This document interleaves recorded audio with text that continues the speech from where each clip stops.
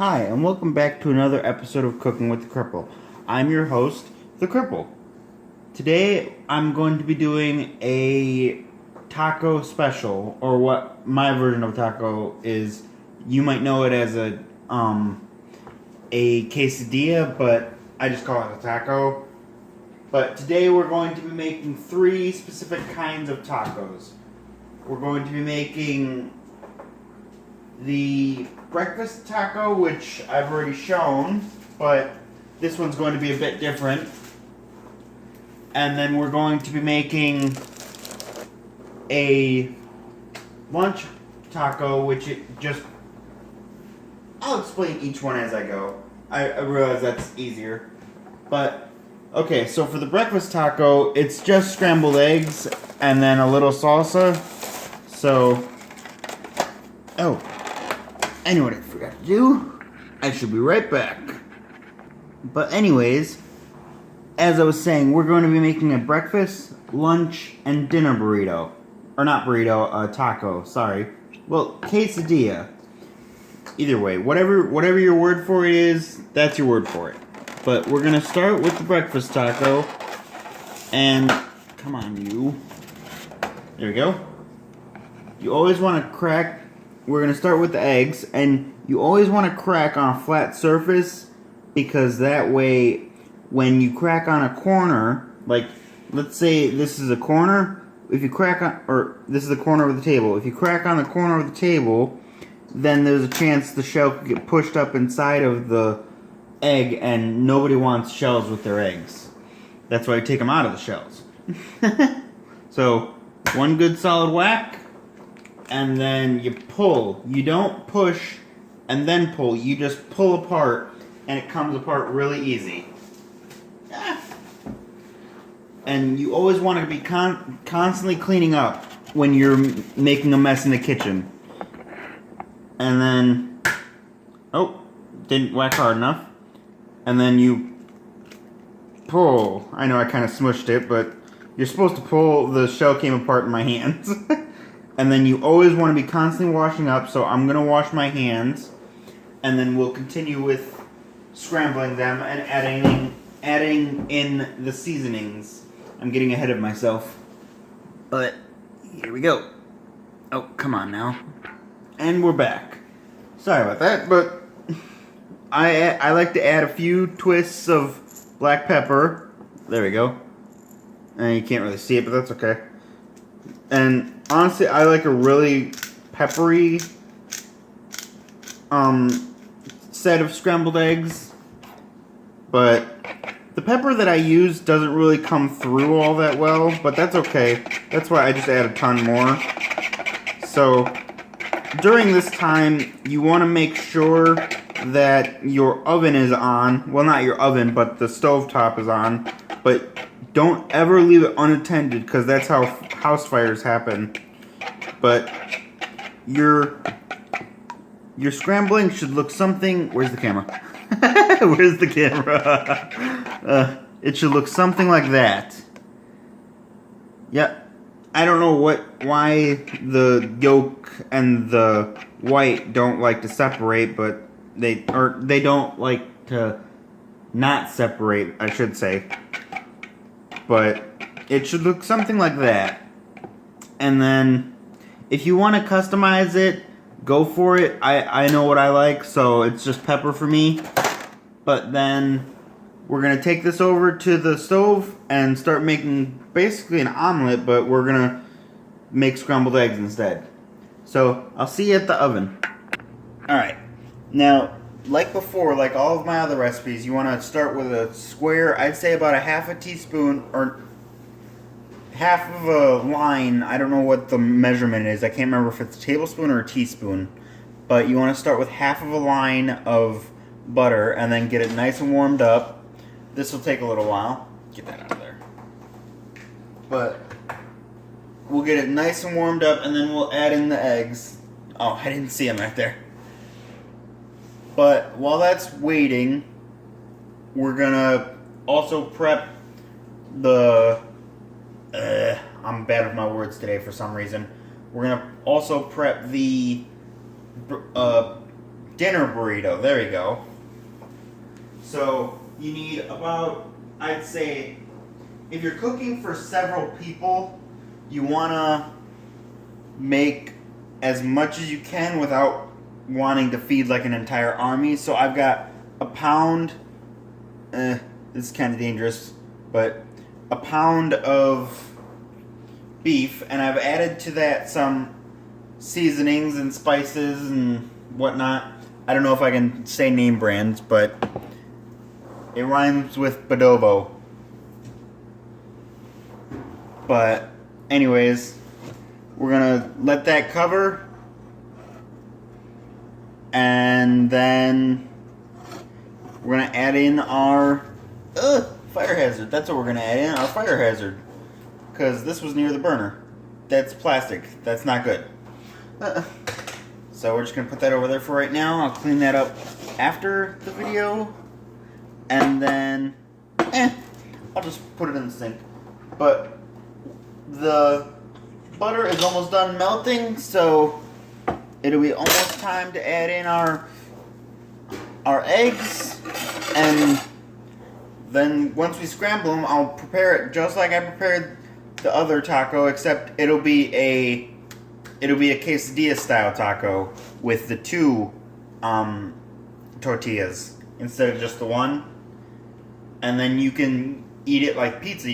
I even slice it up with a pizza cutter. Some people use a knife, some people use other stuff, but I prefer a pizza cutter because it just feels natural. Oh, that's not supposed to sizzle. But anyways, here we go. I think, hold on. You always want to test it, but I'm not actually touching, so don't worry. But you always want to test with the back of your hand. Your wrist is more sensitive than the back of your hand, but it's really awkward to put your wrist down in the pan. Well, not in the pan, but near it. But here we go. There we go. I probably should have waited a couple more minutes for that to warm up, but that's okay. I'm still kind of learning, so it's okay. And then, while that's heating up, I'm gonna put this in the sink, and then, oh, I forgot tortillas. I should be right back, actually, because I think that'd be pretty boring to watch me, or watch the thing for 5 minutes. Funny story, actually. Yesterday, when I was making the deep fried shrimp, I put some tartar sauce on it, and something in the recipe tasted like soap. So I was trying to, for the life of me, I could not figure out what tasted like soap.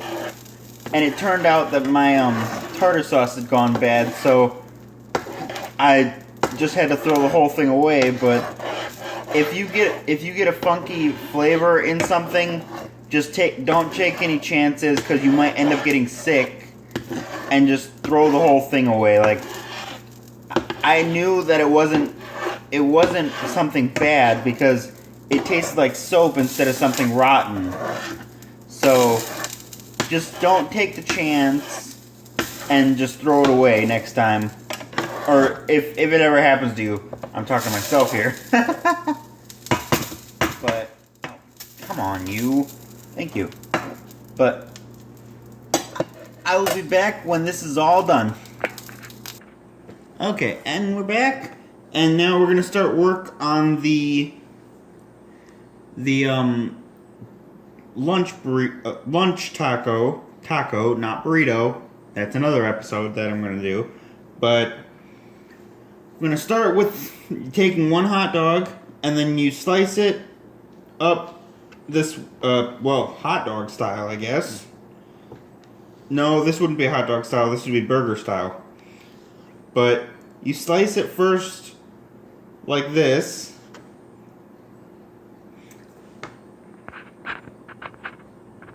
And then once you've got all of your stuff cut up, you take each individual slice, you slice it once, then you rotate it counterclockwise or clockwise, whatever your preference is, so that should be essentially your end product. Is just 4 slices.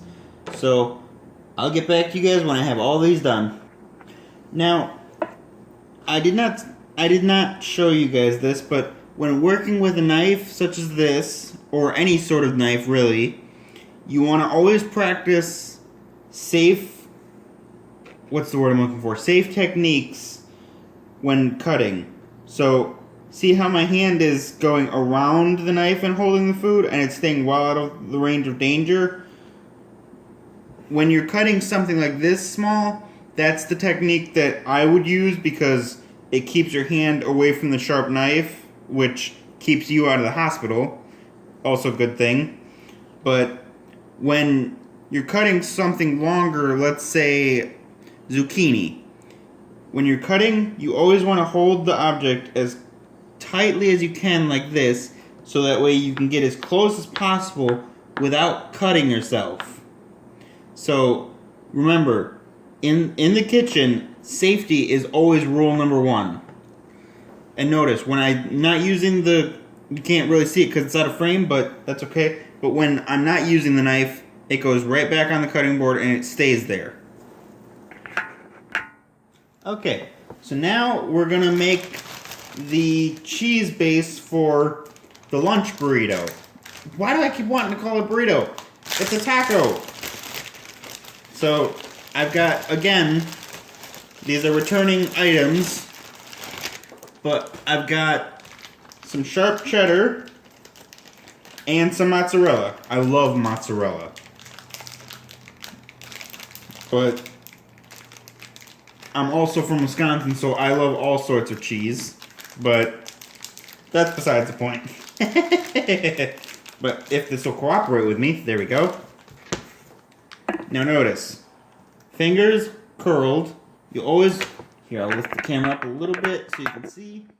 You want to curl your fingers so you're holding the item securely, but you're also not cutting yourself. So I'm going to start from this end to show you a proper technique.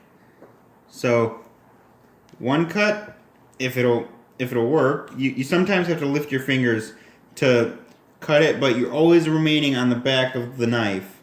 And then you move the object around the knife when possible, but it's not possible right now, so I'm kind of wiggling the knife.